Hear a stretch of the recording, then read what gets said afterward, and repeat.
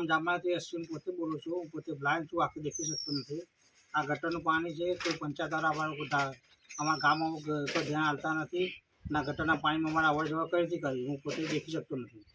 અને મચ્છર બહુ કરે છે, અમારે કરવાનું શું છે?